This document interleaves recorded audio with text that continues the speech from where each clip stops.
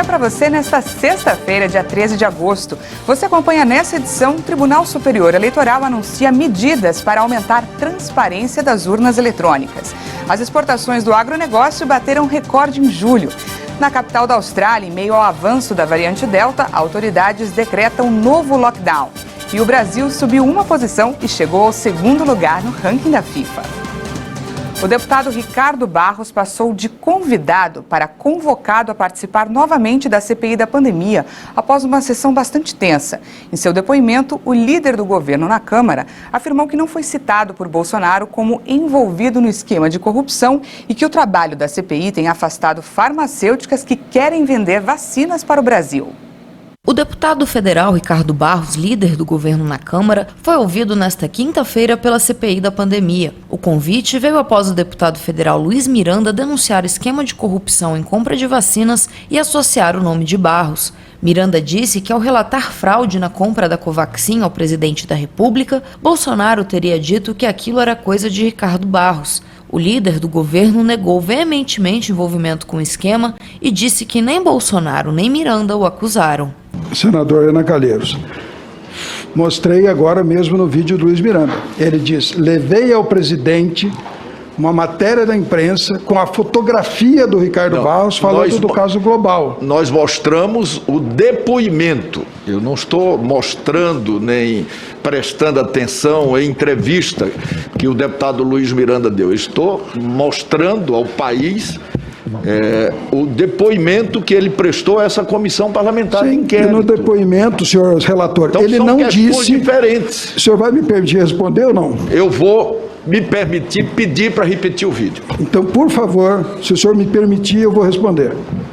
Por favor, o presidente não afirmou que eu estava envolvido no caso Covaxin. Por favor, presidente, pela ordem. O presidente não afirmou. Presidente, pela ordem. Repita o vídeo. O presidente, pela ordem. O deputado Luiz Miranda não afirmou em nenhuma das suas entrevistas, nem no depoimento da Polícia Federal. Houve bate-boca. O presidente da CPI da pandemia, senador Omar Aziz, disse que se o presidente da República tivesse desmentido o deputado Luiz Miranda publicamente, o depoimento de Barros nem seria necessário. Ricardo Barros defendeu que o presidente já se posicionou sobre o assunto.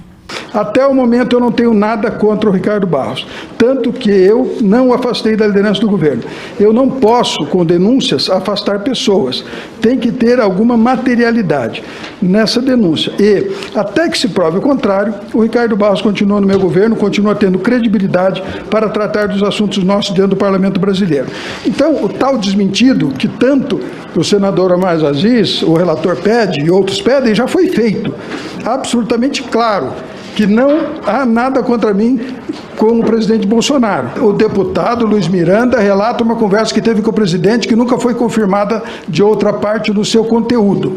Então o que nós temos é uma fala do Luiz Miranda. Aí nesta mesma depoimento do Polícia Federal, o senador Simone, ele fala as palavras do presidente nesse sentido, perguntando se a gente sabia alguma coisa do Ricardo Barros. E a gente fala assim: desculpe, presidente, senador, a gente não tem nomes para dar. Então, nem o Miranda foi lá me acusar, está claro, e nem o presidente me envolveu com a Covaxin. Ele estava se referindo ao caso da Global, porque foram lá e levaram a minha fotografia para ele. A sessão voltou a ficar tensa quando o líder do governo na Câmara, deputado Ricardo Barros, criticou o trabalho da CPI e disse que a Comissão Parlamentar de Inquérito atrapalha a compra de vacinas contra a Covid-19 no Brasil. Eu quero lembrar aos senhores senadores que o mundo inteiro quer comprar vacinas. O mundo inteiro quer comprar vacinas. E eu espero que essa CPI traga bons resultados para o Brasil, produza um efeito positivo para o Brasil, porque o negativo já produziu muito. Afastou muitas empresas interessadas em vender vacina no Brasil que não se interessam isso mais. Não é verdade, isso não é verdade. Aí não dá. Isso nós impedimos. Nós impedimos. A reunião está suspensa. E vamos avaliar o convite do deputado. Pela ordem, senhor presidente. Do deputado federal nessa posição. Com o tumulto, a sessão foi suspensa por 2 horas. Na volta, o presidente da CPI da pandemia, senador Omar Aziz, anunciou que iria encerrar a sessão e chamar Ricardo Barros para falar na condição de convocado em uma nova data. O líder do governo na Câmara disse que voltará e responderá à CPI com tranquilidade. Afirmou ainda que não pretende ir ao Supremo em busca de um habeas corpus para se manter em silêncio. Não pretendo recorrer ao Supremo para não falar, eu pretendo recorrer para falar. Agora, a CPI precisa respeitar as regras. Quando iniciei o depoimento, eu jurei falar a verdade, o que eu não precisava fazer, porque eu estou aqui como convidado. Eu fiz porque eu estou aqui para falar a verdade. Se eu vier convocado, não muda absolutamente nada a situação em que eu estava hoje. Eu vou trazer os documentos e vou provar que a narrativa que eles estão fazendo não se verifica, não é verdadeira e, portanto, não se sustentará quando nós tivermos o final do relatório, a entrega do relatório ao Ministério Público. O Ministério Público, obviamente, vai tomar as suas providências, mas não provará esses discursos que são feitos na CPI. Isso não vai se conseguir se comprovar. 2 dias após a Câmara dos Deputados barrar a proposta de emenda constitucional do voto impresso, o presidente do Tribunal Superior Eleitoral, Luiz Roberto Barroso, anunciou medidas para aumentar a transparência das urnas eletrônicas. O objetivo é não deixar dúvidas sobre os resultados que saem da urna eletrônica, que começou a ser usada no Brasil há mais de 20 anos. Entre as medidas anunciadas está a abertura dos códigos-fonte aos partidos políticos 6 meses antes do que o prazo normal. O código-fonte são os programas que são inseridos na urna para a votação e computação dos votos. É o que faz o sistema funcionar. Portanto, 1 ano, não 6 meses, 1 ano antes das eleições, esses sistemas estão abertos para que todos os partidos ou que se unam e indiquem um técnico, ou 2, ou 3, ou quantos forem, para acompanharem o passo a passo do desenvolvimento do programa da nossa urna eletrônica. Mas para essa medida fazer sentido, o presidente do TSE pediu a colaboração dos partidos políticos, que não enviam representantes para conferir os códigos-fonte. Assim foi nas eleições de 2016, assim foi nas eleições de 2018 e assim foi nas eleições de 2020. Nenhum partido compareceu para fiscalizar. Outra medida anunciada pelo ministro Luiz Roberto Barroso é a ampliação do número de urnas que em todas as eleições são sorteadas e auditadas. Atualmente, 100 urnas passam pela fiscalização das pessoas envolvidas na eleição. Mas o presidente do TSE voltou a lembrar a ausência de representantes dos partidos. Por isso, se o tribunal concordar e podemos discutir isso internamente, em vez de fazer um sorteio, os próprios partidos indicam quais são as urnas que gostariam que fossem auditadas independentemente. Nós não temos nada a esconder. Tudo aqui é transparente e feito da melhor forma pelo bem do Brasil.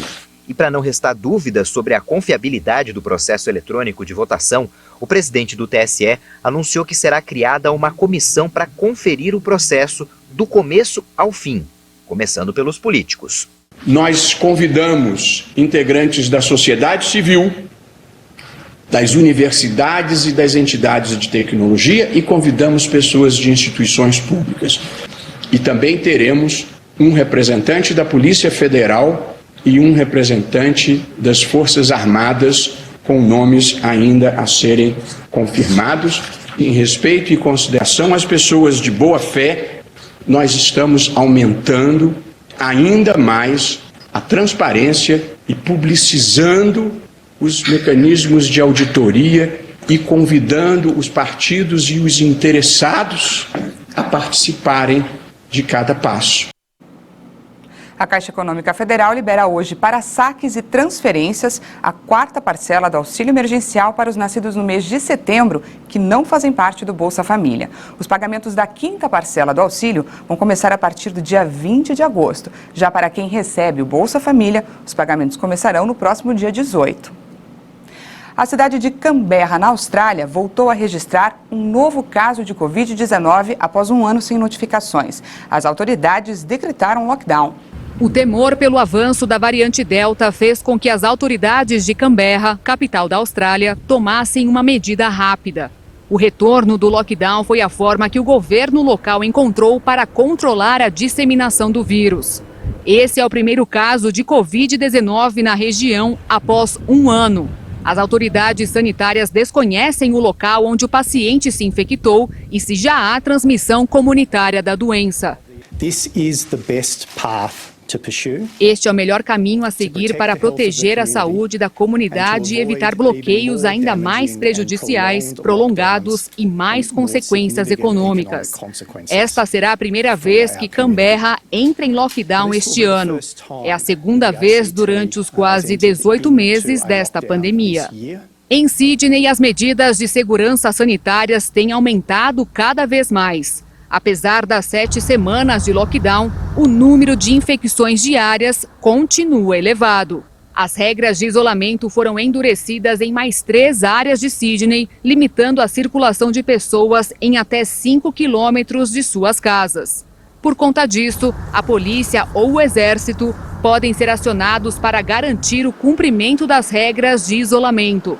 O bloqueio afeta cerca de 400 mil moradores que só podem sair de casa por motivos essenciais. E vamos à nossa previsão do tempo. O dia amanheceu frio e chuvoso em São Paulo.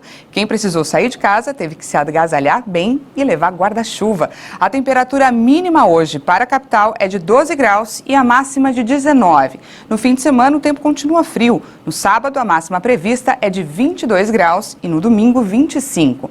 Em Poços de Caldas, Minas Gerais, o fim de semana pode ser com bastante sol com máximas de até 26 graus.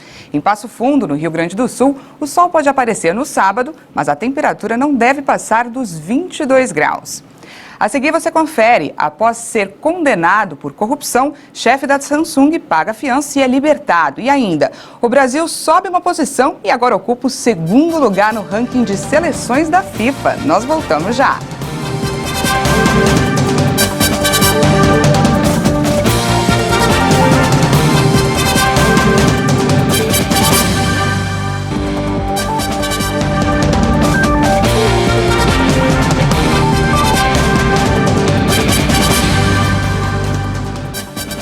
Estamos de volta, agora são 8 horas e 46 minutos no horário de Brasília.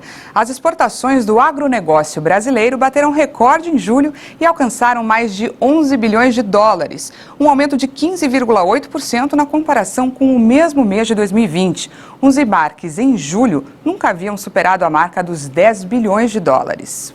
Segundo nota do Ministério da Agricultura, o crescimento refletiu no aumento dos preços dos produtos exportados, já que o volume registrou retração de 9,9%. O índice de cotação dos itens exportados registrou elevação de 28,5% na comparação. A alta foi puxada pelos efeitos do clima em regiões produtoras de cereais e carnes e pela demanda chinesa por importações. Já o açúcar sofreu influência das incertezas sobre o impacto das geadas no Brasil e da manutenção dos preços firmes do petróleo. A participação do setor nas exportações totais do país recuou para 44,2%, contra 50,2% em julho de 2020. A China seguiu como principal destino, responsável pela compra de 35,2% das exportações do agro no mês passado, atingindo o valor de 3 bilhões e 970 milhões de dólares. Segundo o Ministério da Agricultura, o valor das exportações do complexo soja, grão, farelo e óleo cresceu 21,6% em julho, e atingiu 5 bilhões de dólares, um recorde para o mês. Mesmo com a queda na quantidade exportada de soja em grãos de aproximadamente 10 milhões de toneladas em julho de 2020 para 8,7 milhões de toneladas em julho de 2021, a exportação do preço médio de exportação da oleaginosa brasileira em 32,5% fez com que o valor exportado alcançasse cerca de 4 bilhões de dólares. A Anvisa autorizou o uso emergencial de um novo remédio para o tratamento da Covid, mas o uso é restrito apenas para hospitais. A Agência Nacional de Vigilância Sanitária aprovou o uso emergencial de mais um medicamento contra a Covid-19, o Regquirona, um anticorpo monoclonal. Esse medicamento auxilia na reprodução de anticorpos, que ajudam a combater doenças, mas o uso do remédio não previne a infecção. Esse é o 4º medicamento aprovado pela Anvisa, um anticorpo monoclonal único que tem como alvo a proteína espicular do SARS-CoV-2. O tratamento é indicado para adultos que não necessitam de suplementação de oxigênio e para pessoas já contaminadas que apresentam casos leves e moderados. A medicação deve ser iniciada logo após o teste viral positivo para a Covid e dentro de 7 dias do início dos sintomas. O uso está restrito a hospitais em aplicação intravenosa, com dose única sob prescrição médica, e sua venda é proibida ao comércio. Ele não substitui as vacinas contra a Covid-19. E o Brasil está completando 2 semanas com queda na média móvel de mortes por Covid-19. 11 estados registraram redução nos óbitos. Em 24 horas, o Brasil confirmou mais 1.148 mortes por Covid-19. No total, já são 566.896 brasileiros que perderam a vida para a doença. O país também registrou quase 40 mil novos casos de um dia para o outro. Desde o início da pandemia, são mais de 20.285.000 infecções confirmadas. A média de mortes pelo coronavírus em 7 dias é de 884 vítimas diárias. É o 13º dia que o indicador fica abaixo de 1.000. Em comparação à média de 14 dias atrás, a variação foi de menos 13% e agora aponta a tendência de estabilidade. A média diária de novos casos está em 31.211, caiu em relação ao dia anterior e é a menor desde o dia 27 de novembro, quando foi a 31.133. E agora, analisando a evolução da pandemia por regiões, 3 unidades da federação apresentam alta nas mortes: Acre, Distrito Federal e Goiás.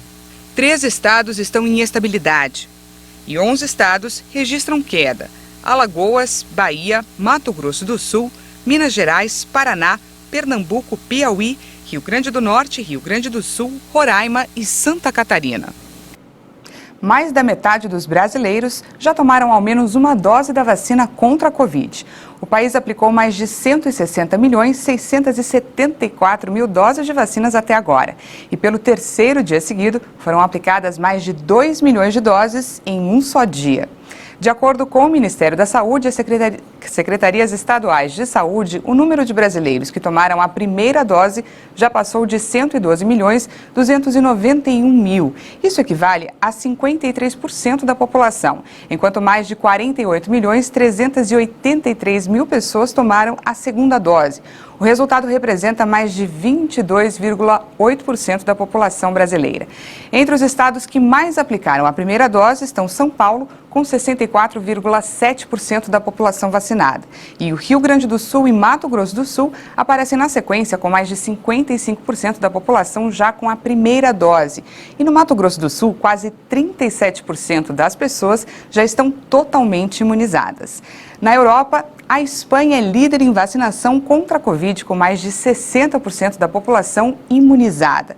No fim da fila está a Bulgária, onde fatores como a desconfiança e as notícias falsas prejudicam a luta contra a pandemia.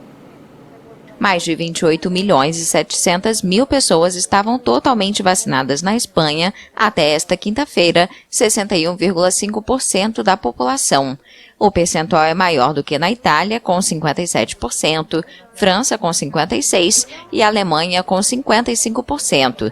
Além disso, cerca de 72% dos espanhóis receberam pelo menos uma dose. A vacinação é necessária e acho que é uma obrigação sanitária e moral para todos que tiverem oportunidade.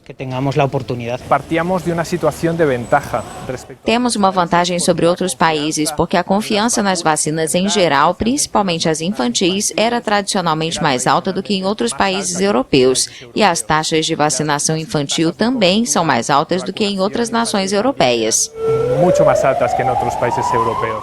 No outro extremo está a Bulgária. De acordo com os dados mais recentes, apenas 15% da população está vacinada. Especialistas dizem que a causa para a baixa adesão é um conjunto de fatores, entre eles a falta de confiança no sistema de saúde e a disseminação de notícias falsas. Acho que tudo isso foi criado artificialmente e não pretendo me vacinar de forma alguma. Não fui vacinado, não quero e não pretendo. Tantas coisas polêmicas foram ditas sobre as vacinas. Começou com a AstraZeneca e depois a Pfizer também. Tanto na Bulgária quanto em outros países, eu não confio nas vacinas. Fora da União Europeia, outros países com altos índices de vacinação são o Reino Unido, que imunizou totalmente quase 60% da população, e os Estados Unidos, 50%. Após ser condenado por corrupção, o herdeiro da Samsung e principal dirigente do maior conglomerado do país foi libertado sob fiança. O chefe da coreana Samsung, Lee Jang-yong, foi libertado sob fiança. Dono de uma fortuna estimada em mais de 11 bilhões de dólares, ele cumpriu pena de 2 anos e meio de prisão após ser condenado em janeiro em um escândalo de corrupção. Políticos e líderes empresariais pediram sua libertação antecipada nos últimos meses, temendo um vácuo de liderança no maior conglomerado da Coreia do Sul. O herdeiro da Samsung ainda está sendo julgado por uma suposta manipulação de ações que facilitou a aquisição do conglomerado familiar. Durante negociações de paz no Catar, o governo do Afeganistão ofereceu poder aos talibãs como forma de conter o avanço dos rebeldes. Ontem, os extremistas conquistaram a 10ª capital de província. A medida ocorre no momento em que o exército afegão demonstra fraqueza e parece incapaz de impedir o avanço dos insurgentes no território. Também nessa quinta-feira foram divulgadas imagens dos rebeldes no aeroporto e em postos de controle rodoviários da cidade de Farah. A capital da província, localizada no oeste do Afeganistão, foi tomada pelo grupo em 10 de agosto. Ao todo, 10 capitais provinciais já caíram nas mãos dos talibãs desde o lançamento da ofensiva em maio, com o início da retirada de tropas estrangeiras do país.